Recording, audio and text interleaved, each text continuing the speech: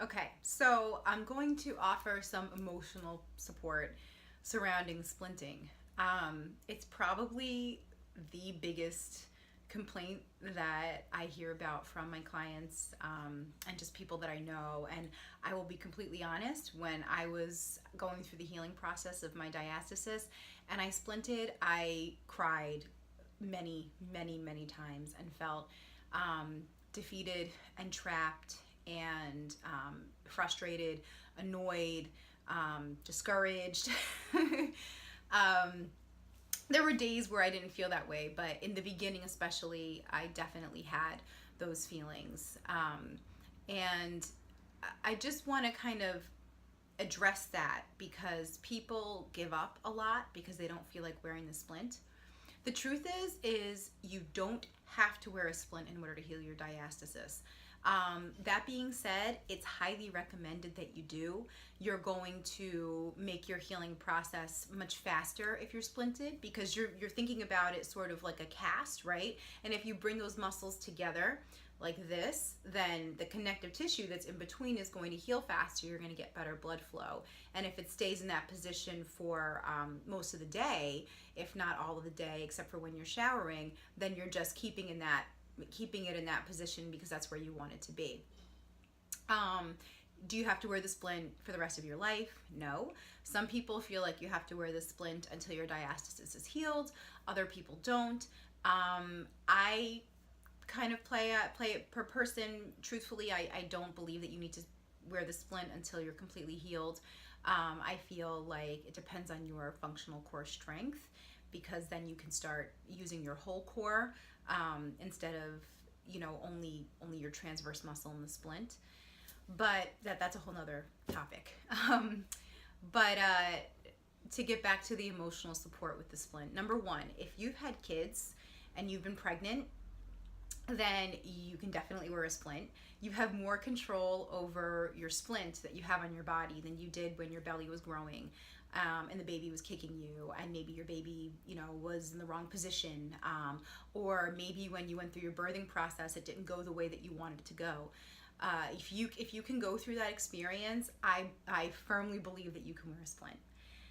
That being said, if your splint is taking you to the point where you feel so discouraged that it's all you can focus on, that you're crying, my recommendation all the time, my recommendation to you is to wear the splint when you're doing any of your abdominal exercises.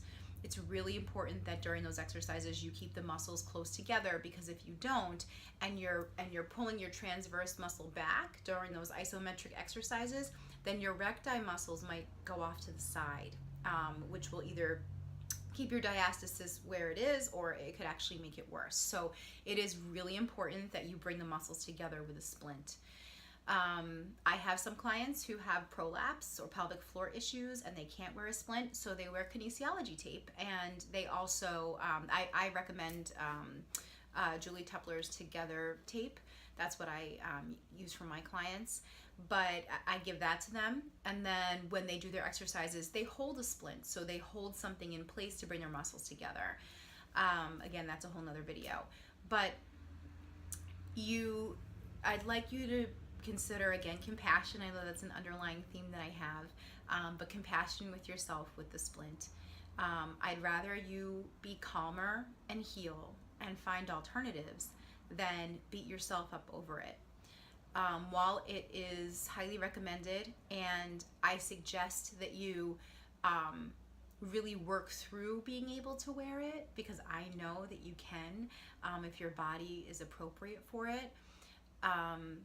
But if you're so highly discouraged that you feel like you're going to throw in the towel, the most important times to wear it are, like I said, when you're doing your exercises and when your activities of daily living are at their height.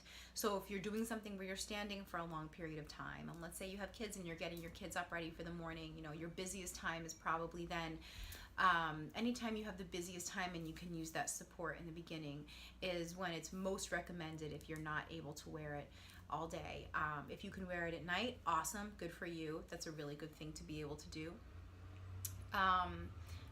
Also, if you are feeling discouraged about wearing the splint, and you don't quite feel like you're pushing yourself hard enough, stop and think about that a little bit, because there is a fine line between telling yourself, that you can do this and also putting yourself in a position where you're going to quit.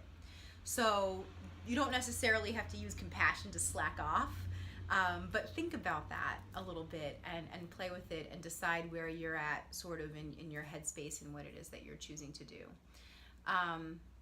And another thing that I wanted to mention about splinting and having a little more compassion for yourself and being able to get through it is looking at the splint as a reminder. So I know sometimes I had to, Julie Tepler, who's one of my mentors, used to say you have to make friends with your splint. And I did, and I started to look at my splint sometimes as one of those kind of annoying friends who you might go to for a little bit of advice and they tell you the truth, which isn't always what you want to hear. So it's a little bit painful, but you know that they're right.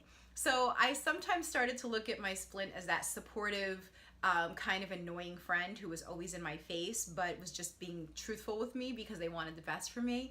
So the splint can be that annoying friend, but it's really there to support you and it's really there to help you. It's a tool, and if you can look at it as more of like a medical thing, then that might make it easier, because that's what it is. A diastasis recti is a medical condition.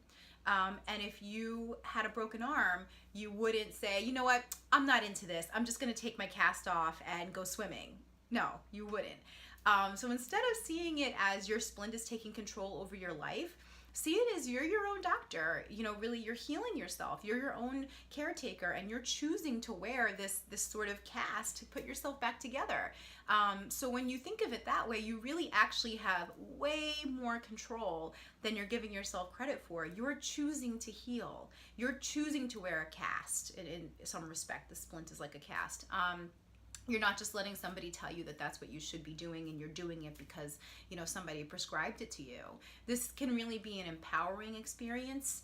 And these are just some things to play with and think about, just your different options that you have. And, overall in this process, continue to have compassion for yourself. Know that you're strong. You're totally a superhero. There is not a doubt in my mind that with commitment and consistency, you can heal. I absolutely believe that 100%.